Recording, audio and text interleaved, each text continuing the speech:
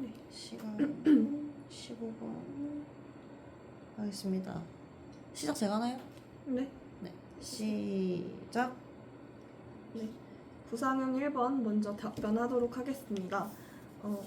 1번 제시문의 내용을 요약해보자면 학생들이 현재 디지털 기기를 과의존하고 있으며 학생 및 교사 간 디지털 기기 활용의 격차가 굉장히 커지고 있다는 내용이었습니다. 이 외에도 디지털 기반 협력 학습이 증가해야 하며 교사의 디지털 리터러시 교육이 강화되어야 한다라는 내용 등이 수록되어 있었습니다.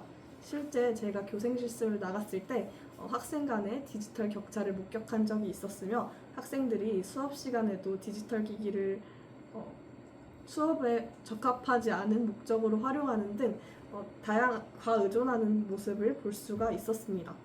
저는 이를 위해서 담임교사와 교과교사로서의 방안 두 가지를 각각 말씀드리고 싶습니다. 먼저 담임교사로서의 방안 첫 번째는 아침 조회 시간을 활용하여 그날의 가짜뉴스를 분석하는 것입니다. 이를 통해서 학생들은 무엇이 사실이고 무엇이 의견에 불과한지 확인을 함으로써 자신의 견해를 확실히 할 수가 있고 디지털 리터러시 역량을 강화할 수가 있습니다. 그리고 두 번째로는 미디어 기기를 제대로 활용하지 못하는 학생들을 위해서 멘토멘티 활동을 활용하는 것입니다.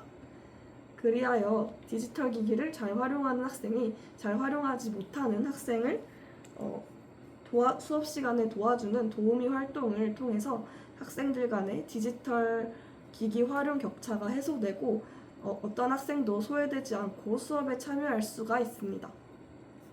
다음으로 교과교사의 방면에서 두 가지 말씀드리도록 하겠습니다. 첫 번째로는 하이러닝을 적극적으로 활용하는 것입니다. 하이러닝을 적극적으로 활용함으로써 교사는 학생들에게 맞춤형 개별 학습을 제공할 수 있고 이 외에도 맞춤형 개별 피드백을 제공할 수 있습니다. 특히 학생들이 다 같이 협력하여 온라인에서 정보를 수집하고 또한 그것을 편집하여 모두가 볼 수 있게 공유하고 게시하는 과정에서 학생들은 맞춤형 개별 학습이 일어날 수 있으며 또한 온라인에서도 원활하게 소통하고 협력하는 기회를 가질 수가 있을 것입니다. 또한 이것을 나중에 다시 한번 복습하고 확인함으로써 학생들은 또 다른 배움이 일어날 수 있고 교사는 이를 보다 정확하게 평가할 수 있을 것입니다. 그리고 두 번째로 경기 탐구 수업 공동체 및 연수를 활용하여서 교사 간 디지털 격차를 해소하고 싶습니다. 네, 디지털 하이러닝을 잘 활용하는 것은 교사의 역량에 크게 달려 있다고 생각합니다. 저는 하이러닝을 잘 활용하기 위해서 이렇게 탐구 수업 공동체를 활용하는 적극적으로 참여하고 싶습니다. 또한 필요하다면 연수를 통해서 사용법뿐만 아니라 어떻게 온라인상에서 지도해야 하는지 그리고 어떻게 해야 보다 좋은 학습과 그런 평가를 진행할 수 있는지 저의 교수학습 방법에 대해서 꾸준히 개선하고자 노력할 것입니다. 이러한 활동들을 통해서 온라인에서 학생 및 교사 간의 그러한 디지털 격차를 해소하고 보다 원활한 온라인 학습을 이뤄낼 수가 있을 것입니다. 이상입니다. 두 번째 구상형 두 번째 문제에 답변 드리도록 하겠습니다. 두 번째 제시문을 요약해보자면 다음과 같습니다. 경기도 교육청의 교육 철학과 교육 방향에 대한 내용이었고 이것과 관련하여 생태 환경 교육을 실현할 수 있는 방안에 대한 내용이었는데요. 먼저 첫 번째로 교과교사로서 생태 환경 교육을 실현할 수 있는 첫 번째 방안으로 저는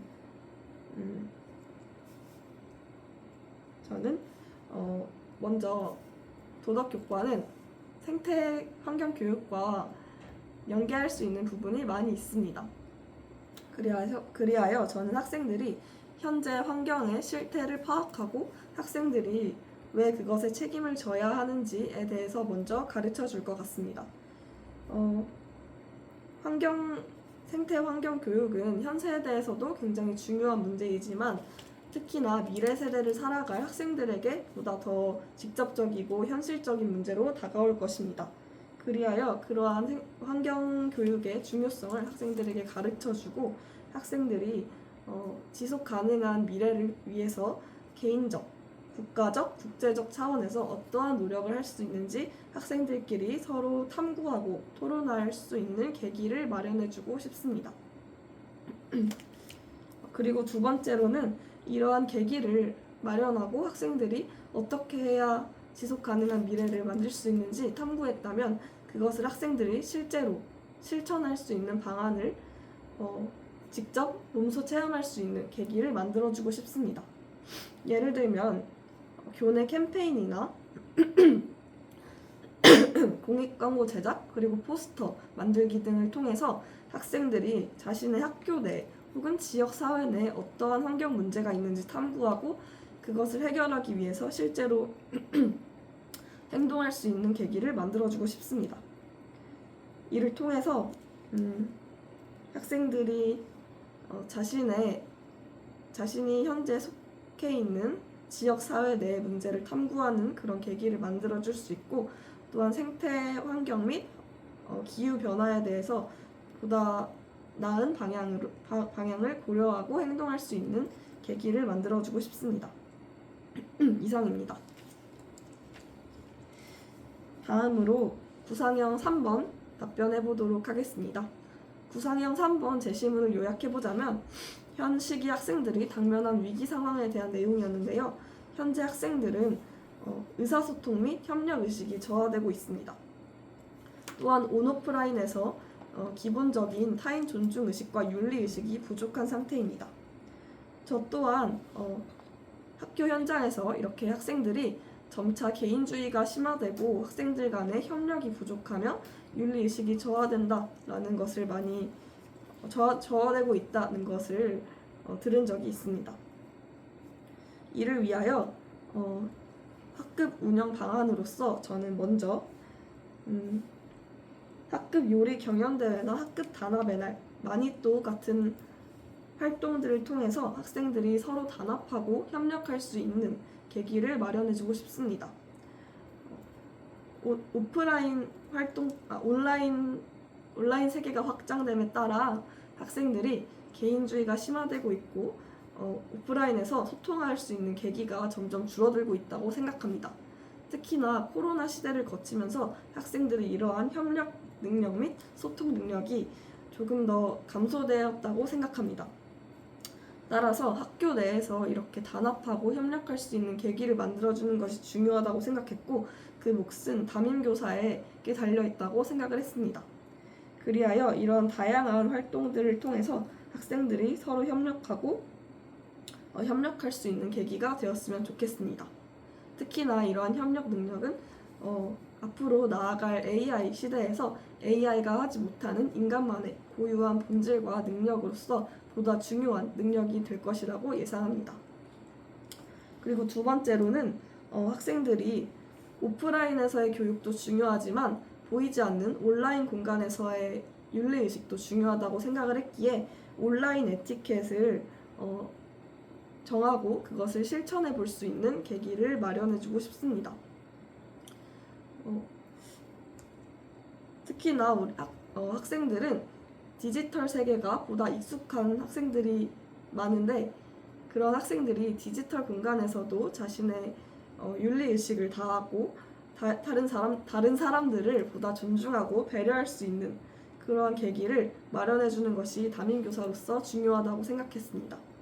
그리하여 이렇게 온라인 공간에서 어떻게 생활해야 하는지에 관한 규약들을 스스로 정하고 실천해보는 계기가 있었으면 좋겠습니다. 이상입니다. 다음으로 즉답형 문제 생각하고 답변해 보도록 하겠습니다.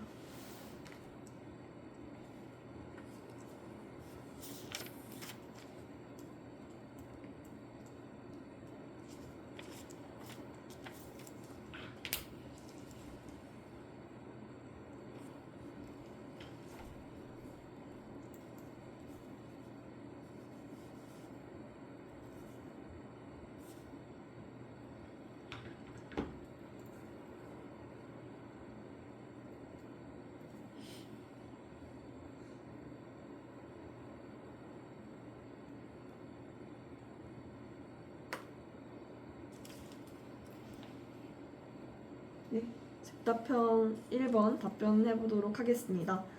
즉답형 1번은 인공지능의 역기능으로 다양한 윤리 문제가 거론되고 있고 이를 해결하기 위한 학교 교육의 교육 방안 3가지를 제시해 보라는 내용이었습니다. 이러한 문제들을 우리가 개인으로서 완전히 해결하기는 어려울 것이라고 생각을 합니다. 그리하여 이러한 문제 자체를 제거하기보다는 이것을 비판적으로 수용하는 학생들의 역량이 중요할 것이라고 생각을 했습니다. 그리하여 먼저 첫 번째로는 학교 차원에서 정보의 날 등을 활용하여 이러한 딥페이크, 가짜뉴스, 혐오, 차별, 편향 문제 같은 것들에 대한 퀴즈를 제시하고 학생들이 그것에 퀴즈를 참여하는 것이 있을 것 같습니다. 이 외에도 캠페인과 같은 다양한 활동들을 통해서 학생들이 이것을 학생들 차원에서 방지하고 미리 예방하는 것이 좋을 것 같다라고 생각을 했습니다. 그리고 두 번째로는 도덕 교과 내에서 우리가 가짜뉴스 같은 것들을 비판적으로 받아들이기 위해서 가짜뉴스를 걸러내고 그것을 비판해보는 그런 활동을 진행하는 것이 있을 것 같습니다. 그리고 마지막으로 딥페이크 피해를 막기 위해서 정보의 출처를 확실히 하고 딥페이크 같은 것들을 함부로 남용하지 않도록 하는 그러한 캠페인을 학교 차원에서 진행하면 좋을 것 같습니다. 이상입니다. 다음으로 즉답형 2번 문제 생각해 본 다음에 답변 드리도록 하겠습니다.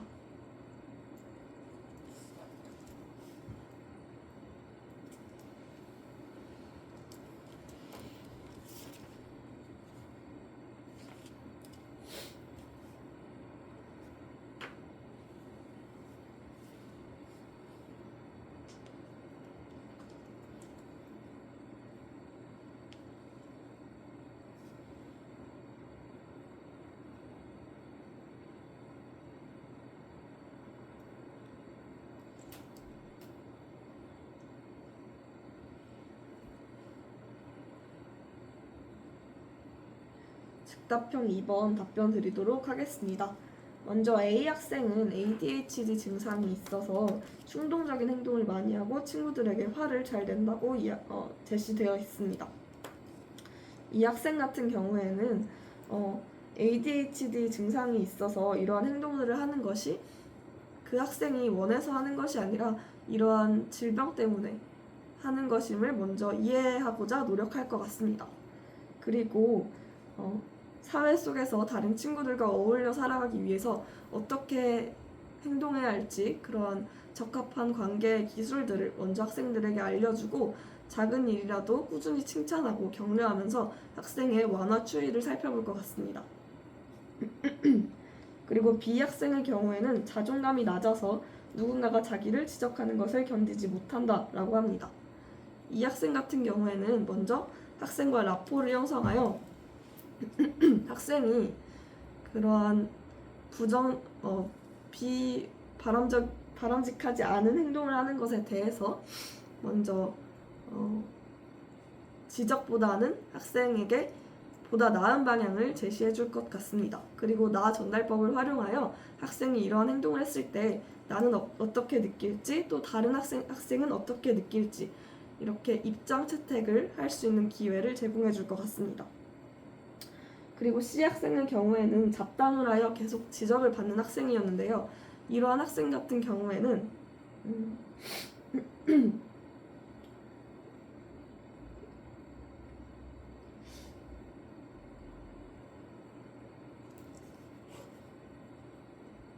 잡담을 하지 않도록 학생에게 보다 많은 질문을 던지고 학생이 참여할 기회를 하여 잡담보다는 수업에 집중할 수 있는 계기를 마련해 줄 것 같습니다. 그리고 마지막으로 D 학생의 경우에는 학교에 등교하지 않고 학업 중단 의사를 밝혔는데 학업 중단 숙려제를 활용하여서 학생이 즉각적으로 학업을 중단하는 것이 아니라 학업 중단에 대해서 지연하고 그것을 보다 생각해보고 숙고해줄 수 있는 계기를 마련해줄 것 같습니다. 그리고 학생이 왜 등교하고 싶어하지 않는지 그 마음을 이해하고 존중해줄 것 같습니다. 이상입니다. 네, 썼습니다.